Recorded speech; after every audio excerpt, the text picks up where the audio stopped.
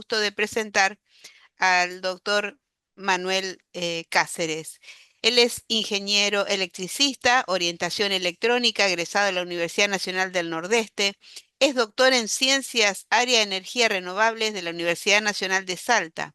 Educador internacional de ingeniería. Es profesor titular, dedicación exclusiva del Departamento de Ingeniería de la Facultad de Ciencias Exactas, Naturales y Agrimensura de la UNE y coordina el Grupo de Energías Renovables de la Facultad de Ciencias Exactas de nuestra universidad. También se desempeña en gestión como responsable de vinculación y transferencia tecnológica de la Facultad de Ciencias Exactas. Ahora tenemos el gusto de escucharlo en su disertación Desarrollo de centrales fotovoltaicas. Bienvenido Manuel, pasamos a escucharte. Bueno, muchas gracias Laura por la presentación. También agradecer a la institución por convocarnos a participar del simposio. La verdad que es un muy buen espacio para contar un poco lo que hacemos, ¿no? Bueno, como bien decía Laura, yo coordino actualmente el grupo en energías renovables de la Facultad de Ciencias Exactas, Naturales y Agrimensura de la universidad. Y entre otras cosas, nos dedicamos a trabajar en investigación, innovación y transferencia, ¿no?, de tecnología dentro del área de los sistemas fotovoltaicos. Hoy la idea es intentar presentar un poco toda la metodología que se desarrolla desde el equipo de investigación para el desarrollo de centrales fotovoltaicas como apuesta al despliegue de la tecnología en la región, ¿no? A apoyar este despliegue tanto desde el punto de vista público como privado, ¿no es cierto?, a través de la vinculación y los servicios. Bueno, para empezar esta presentación, me gustaría introducir cómo se constituye una central fotovoltaica acoplada a la red. Es bastante sencillo de entender si lo vemos, digamos, desde el punto de vista macro o a grandes rasgos. Una central fotovoltaica tiene lo que denominamos generador fotovoltaico, está constituido por el grupo interconexión eléctrica de paneles solares y después tenemos toda una serie de componentes de instalación complementaria que permiten de alguna manera colectar toda la energía eléctrica producida por los paneles solares y readecuarla para su inyección a la red eléctrica. Esta topología que se ve aquí es idéntica ya sea para uso domiciliario como para el caso de una gran central, ¿no? Obviamente cambian las dimensiones y las potencias involucradas. En particular, de lo que vamos a hablar hoy es de cómo se desarrollan y en principio del diseño, que es lo que nosotros abordamos, de centrales de grandes potencias. Entonces, para empezar, digamos, ¿cuáles son las etapas involucradas en el diseño de una central fotovoltaica? En primer lugar, está la definición del layout de planta, es decir, la ubicación física de todos los componentes de una central en el terreno o en el sitio donde se va a instalar. Luego tenemos el diseño o dimensionamiento de todos los circuitos, tanto de corriente continua como de corriente alterna involucrados y de los servicios auxiliares propios de una central de generación de energía eléctrica. El diseño del tablero general de baja tensión con todas sus protecciones, el sistema de puesta a tierra, el sistema de iluminación del predio donde se van a instalar los paneles, el sistema de monitoreo y control de la central, toda la parte civil, digamos, edificio de control y almacenes, y por último, el sistema de seguridad y videovigilancia involucrado, ¿no? Vamos a abordar brevemente cada una de estas partes. Bueno, en primer lugar, dentro de lo que sería el desarrollo del layout, lo primero que se define es cuál sería la orientación e inclinación que tienen que tener los paneles solares, que en general, si no tienen seguimiento al sol, es decir, no tienen sistema de traqueo solar, que es lo que se acostumbra en grandes centrales actualmente, normalmente tienen que estar en nuestro hemisferio orientados hacia el norte, con una inclinación tal que maximice la producción de energía a lo largo del año. Esta inclinación puede variar en función de los requerimientos y eso tiene que ver de alguna manera con la trayectoria solar a lo largo del año, ¿no? En verano tenemos el sol que pasa un poco más arriba, si se quiere, porque la trayectoria solar está más atrás, y en invierno el sol pasa más abajo. Entonces, lo que se busca es una inclinación tal que produzca una media entre ambas. Por ejemplo, si nosotros tuviéramos una misma inclinación para un sistema ubicado en Corrientes, la productividad energética de nuestra central tendría esta forma a lo largo de los meses, ¿no? Y si tuviéramos la misma inclinación en Tucumán, con otra latitud, la productividad cambiaría. Entonces, es necesario ubicar el lugar, ¿no? Y verificar cuál es la inclinación adecuada para el sitio. El siguiente paso es definir, por un lado, qué estructura, o sea, cuál va a ser el montaje, si va a ser sobre suelo, que es lo que usualmente se hace en sistemas fijos, por una cuestión de abaratar costos y en parte también por lo que planteaba el expositor anterior, ¿no? El tema de las cargas de viento y demás. Y por otro lado, algo muy importante es la separación entre los distintos strings que conforman, es decir, los distintos agrupamientos de módulos que van a ir instalados sobre las estructuras. Esa distancia entre estructuras es relevante porque cuanto más cerca están, más alta es la probabilidad de que haya una proyección parcial de sombras de un string a otro, como se ve en la figura, ¿no? Aquí, por ejemplo, para el 21 de junio, en esta central, existe una proyección de sombra, lo que hace que disminuya la productividad de la central en su conjunto. ¿Qué problemas acarrea esto? Podemos separarlos para que no se produzca esto, pero hacemos una mayor ocupación de terreno. Entonces, es necesario encontrar una relación de compromiso entre pérdida de productividad energética y ocupación del terreno. Eso es parte, digamos, del proceso de diseño, definir esa separación, ¿no? Lo que sigue justamente tiene que ver con la exposición anterior, la definición o la selección de las estructuras de soporte y el análisis de la carga de viento a la que están sometidas, ¿sí? Esto en general, los fabricantes de estructuras hacen este tipo de estudios, tal vez siguiendo la normativa que citaba el expositor anterior, pero bueno, para casos particulares es necesario recurrir al túnel de viento, ¿no es cierto? Pero en principio en nuestra región estas cargas de viento no son tan altas, es decir, se pueden utilizar las simulaciones convencionales que establece la normativa apropiada, utilizando los mapas de viento de la región. También está la selección de los inversores. Acá, por ejemplo, muestro una foto. El inversor es el dispositivo que transforma la energía de corriente continua en corriente alterna y la adecúa para su inyección a la red.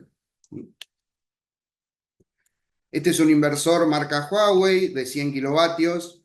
Es un inversor de tecnología bastante actual. Hoy están aumentando en potencia para un mismo tamaño por una cuestión de que mejoran las eficiencias de los componentes electrónicos, pero es un inversor que se comporta bien desde el punto de vista de la topología de utilización. ¿Por qué digo esto? Porque hoy los inversores que se utilizan tienden a emplear tecnologías de tipo multi-string, es decir, tienen múltiples entradas para poder conectar los distintos strings por separado, lo cual permite mejorar la eficiencia y evita la construcción de sistemas de vinculación en corriente continua. Eso aumenta también la confiabilidad por un lado y simplifica los aspectos constructivos. Una vez que se ha definido toda esta parte, digamos, de seleccionar el módulo fotovoltaico, la inclinación, la orientación y los inversores que se van a utilizar, se tiene que determinar la distribución en terreno de los paneles. Armada esa distribución, se utilizan software específicos para simular la productividad que tendrá la planta a lo largo del año, ¿sí? Nosotros en particular utilizamos el software PVSys. Esta es una captura del software, permite ubicar todas los strings con sus estructuras y demás, y permite hacer una evaluación anual de la productividad, de qué productividad tendrá la central a lo largo del año. Toma como referencia parámetros de irradiancia en sitio, o sea, toma base de datos, perdón, de 10 años para atrás.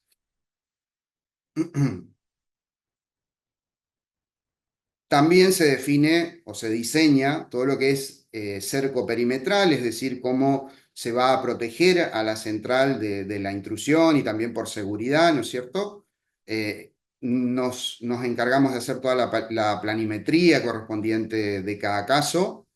Se diseñan las canalizaciones, es decir, por dónde van a ir los conductores que van a conectar los distintos strings a el inversor y del inversor hacia el tablero de protecciones. Acá podemos ver, siempre utilizamos asistencia por software para verificar cómo quedan las canalizaciones, etcétera. En este caso, aquí tenemos el diseño de canalizaciones subterráneas para las conexiones, para los circuitos de corriente continua, cómo se hace el acceso desde las distintas canalizaciones hacia los inversores, cómo quedarían ubicados los inversores en la central, ¿no es cierto? Cómo se hace el diseño completo de las arquetas o cámaras de inspección y, por supuesto, toda la planimetría correspondiente, ¿no es cierto? Que corresponde a una ingeniería de detalle adecuada.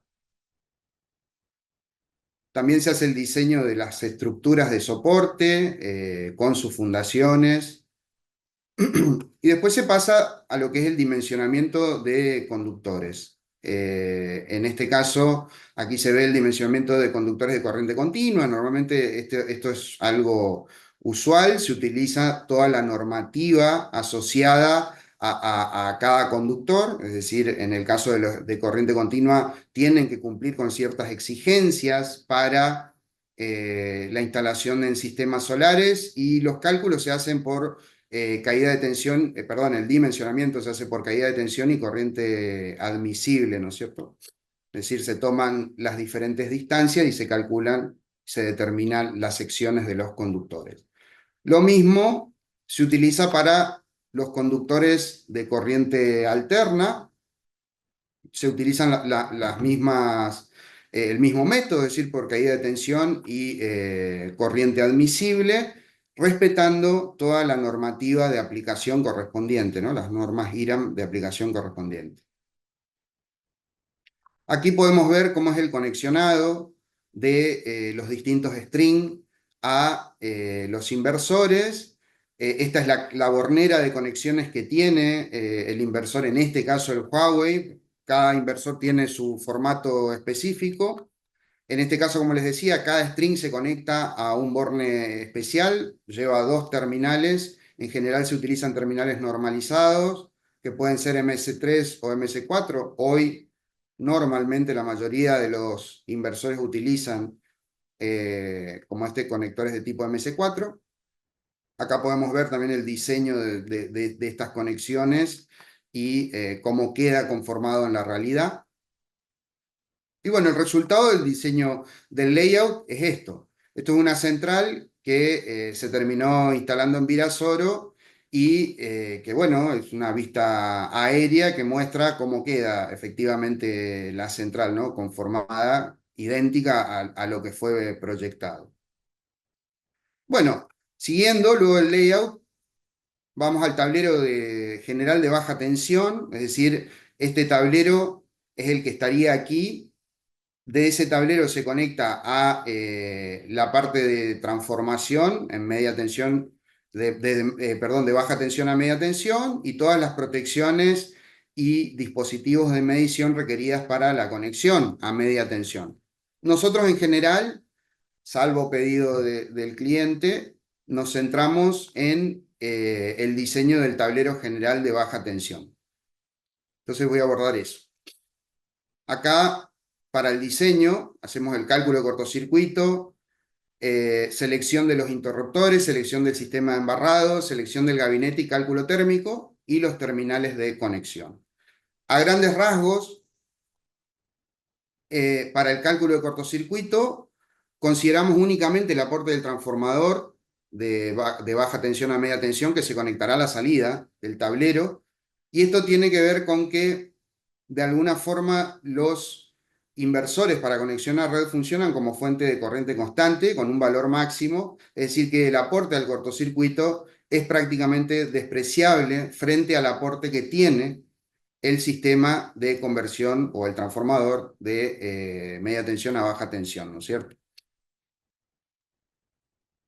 Se seleccionan, en base a esos cálculos, se selecciona el interruptor en función de sus capacidades, es decir, la capacidad de corte está vinculada a los valores de corriente de cortocircuito, capacidad de cierre y el valor de corriente nominal ininterrumpida, que es así, ese valor sí está vinculado a lo que proveen los inversores, ¿no? El sistema de embarrado se hace, digamos, para el cálculo del dimensionamiento, se tiene en cuenta los cálculos térmicos según la norma IEC 60890 y la separación se la define en función de los esfuerzos electrodinámicos que debieran tener. Se selecciona un gabinete y se hace todo el cálculo térmico, es decir, se desarrolla toda la metodología de diseño del tablero completo, ¿no? Con todas sus protecciones, se hace todo el cálculo térmico como para que el tablero general de baja tensión esté dentro o cumpla con la normativa de aplicación. Aquí tenemos todo el cálculo térmico y demás.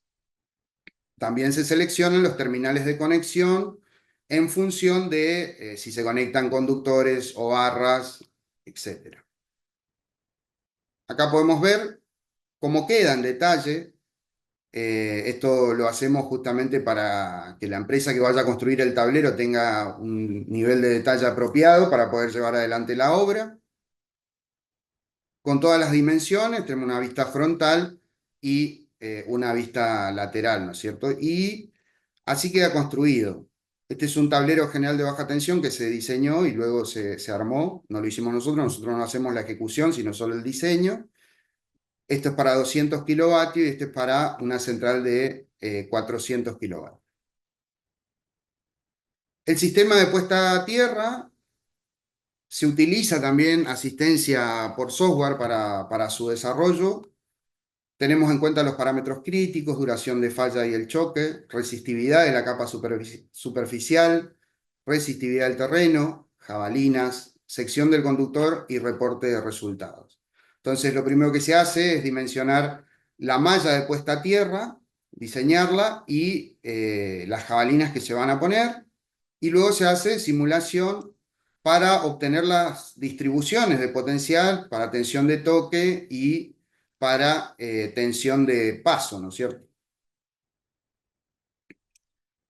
Sigue el dimensionamiento del sistema de iluminación, hacemos el diseño del ambiente a iluminar con soporte CAD. En general esto está vinculado sobre todo a la seguridad, es decir, que no se ilumina toda la central, sino se iluminan los lugares donde hay mucho movimiento de gente, hay, digamos, viales, etc. Se seleccionan las luminarias, se ubican las luminarias en terreno y se hace una evaluación asistida por software. Acá tenemos un ejemplo de una central que fue instalada en la ciudad de Bellavista, la central Bellavista 2. Se ve cómo está la central y cómo es la distribución de luminarias. El software nos da el rendering de colores falsos y la iluminación ray trace final, ¿sí? Entonces esto nos permite por lo menos mostrar al cliente cómo quedaría ese sistema de iluminación, ¿no? Y si cumple con toda la normativa de aplicación. El sistema de monitoreo y control, en general, la mayoría de los inversores o los fabricantes de inversores proveen un sistema de adquisición de datos que permite tomar los datos de todos los inversores que están en una determinada central y provee también un software de gestión de la central, ¿no? Que se utiliza para el monitoreo. Esos sistemas de gestión permiten recabar toda la información de operación de la central, inclusive de manera remota, es decir, no hace falta estar en la central para tener esta información. Tiene un nivel de detalle elevado, ¿sí? Acá, por ejemplo, podemos ver cuál es la productividad de una central de 400 kilovatios diaria y de los distintos días, ¿no? Cuál fue la que fue teniendo. Por último, en el proceso como este de diseño, me gustaría comentar cómo lo llevamos adelante en el equipo. Como verán, esta es una tarea bastante ardua y requiere de alguna coordinación, ¿no? En la actividad. Entonces, para ello, como es un trabajo colaborativo que lo hacemos entre varios, donde hay distintos profesionales encargados de cada actividad, utilizamos la versión gratuita del software Trello para gestionar el trabajo colaborativo, ¿no es cierto? Entonces, acá se puede ver, posteamos inicialmente todos los diseños que se deben hacer, asignamos responsables a cada uno de esos diseños y entonces a través, digamos, una vez que se empieza a procesar la información, se pasa esos posteos directamente a esta parte y cuando se van finalizando, se los van poniendo como en la parte de diseño finalizado, ¿no? Eso lo hacemos para planimetría y también para la parte de documentación que se va a entregar, ¿no? Lo bueno de esto es que la información está en un solo sitio y está disponible para que todos lo puedan ver, entonces de ahí surgen, digamos, las distintas interacciones para mejoras y demás cosas. Algunos ejemplos, aquí tenemos una central que hemos diseñado nosotros que se instaló en la localidad de Montecaseros, la central Montecaseros 1 de 460 kilovatios pico. Aquí tenemos otra central que se instaló en la localidad de Bellavista, la central Bellavista 1, también de 460 kilovatios pico. Puede verse que tienen por ahí layouts distintos por una cuestión de ocupación del terreno y también a solicitud muchas veces del cliente, en particular en esta central nos habían pedido una separación mayor por una cuestión de movilidad entre medio de como los strings. Aquí podemos ver otro detalle de esta central Bellavista 1, cómo están los inversores. En este caso particular se utilizó electroducto subterráneo. En otras centrales en las que trabajamos se empezó a utilizar también canalizaciones por bandeja, que eran un poco más fáciles de instalar. Aquí se utilizaron solo bandeja portacable para las acometidas a los inversores. La central Bellavista 2, que era una central de 200 kilovatios pico nada más, con la posibilidad de ampliarse. Como verán, el terreno cercado es bastante mayor y entonces, si bien en el proyecto se planteó una central de 460 kilovatios pico, la central se construyó únicamente 200 en función de lo que tenían disponible, ¿no? de componentes, para después ampliarla a 460. Esta es otra central, la central Virasoro 1, que vimos hoy en la figura, como está en la fotografía aérea, ¿sí? Esta central en particular utiliza canalización con bandeja portacables para la parte de corriente continua y En corriente alterna sí es subterránea, ¿no?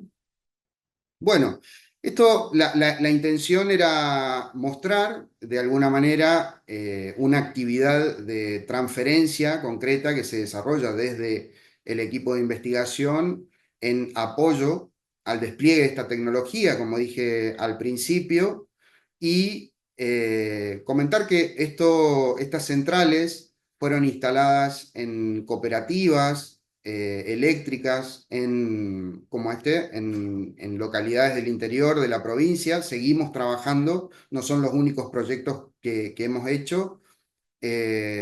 Y bueno, me parece a mí un gran aporte de el conocimiento que adquirimos a partir de la investigación y un buen ejemplo de cómo eso se vuelca, ¿no?, al medio a través de la vinculación y la transferencia tecnológica. Bueno, eso es todo por mi parte. Muchas gracias por la atención. Muchísimas gracias, Manuel. Tal cual lo has dicho, para nosotros es un orgullo el trabajo de ustedes, porque justamente este conocimiento del diseño, ¿no? Después la implementación ya tiene que ver con una cuestión más técnica, pero el diseño se basa en un conocimiento, en este caso desarrollado en el ámbito de la universidad, y eso nos pone sumamente orgullosos. Y justamente, bueno, veo tu placa de cierre y bueno, tiene que ver con estas energías limpias. Entiendo que ha de haber una inversión bastante alta, ¿no? Para contar esto, lo mismo me imagino lo que ha de ser generar, construir esos túneles de viento como la tecnología que tiene Adrián. En el caso de ustedes, para quien decide generar este tipo de energía o de aprovechar este tipo de la energía solar, la inversión es alta, ¿no? ¿Tienen Sí. alguna idea de cómo o en qué plazo se recupera? No, es una pregunta que me surge, pero entiendo que más de uno del público o de los que a futuro puedan escuchar y ver estos videos le va a surgir. Bueno, obviamente, como se imaginarán todos, Laura, hoy el contexto, por decirlo de alguna manera, es como favorable. ¿Por qué? Ujú, Porque, bueno, se han quitado los subsidios a la energía, entonces tenemos de alguna manera un costo sustancialmente mayor en la energía eléctrica, lo que hace que instalar hoy se vuelva algo relevante porque los plazos de amortización de este tipo de centrales empiezan a bajar sustancialmente. mm, No tengo una precisión, pero yo te diría que hoy una central solar puede llegar a amortizarse en términos económicos en no más de 6 7 años, lo cual ujú, para una inversión en la parte energética es ujú. un tiempo sustancialmente bajo, por un lado. Es decir, yo creo que se va a empezar a ver la instalación de centrales en todos lados en este contexto, ¿no es cierto? Claro, y más en nuestro territorio, justamente nuestra universidad tiene como logo, ¿no? Decimos la Universidad del Sol, que justamente si hay algo que aquí abunda es el sol, las horas de luz que tenemos. Entonces entiendo que especialmente en nuestro territorio, como zonas como mostró Adrián en la cordillera, con cielos diáfanos, son especialmente, ¿no?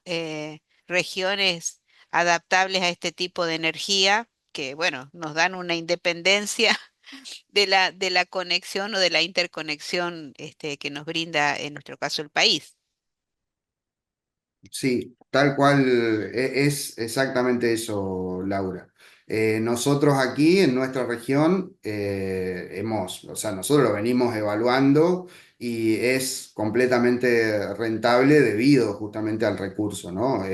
Si bien, como decía Adrián, la región NOA es la región de referencia, si se quiere, en cuanto a recursos, nosotros estamos bastante cerca en cuanto a mapas de insolación y demás, estamos bien en Ujú, cuanto a recursos. No así para la energía eólica, es decir, nosotros podemos implementar aquí solar fotovoltaica y aprovechamientos en biomasa. Lo que tiene hoy la solar fotovoltaica es que requiere de muy poco tiempo para su despliegue Ujú. y es, entiendo hoy, a nivel mundial, la más económica. Así que bueno, estamos sumamente orgullosos y agradecidos de las ponencias de ustedes. Gracias.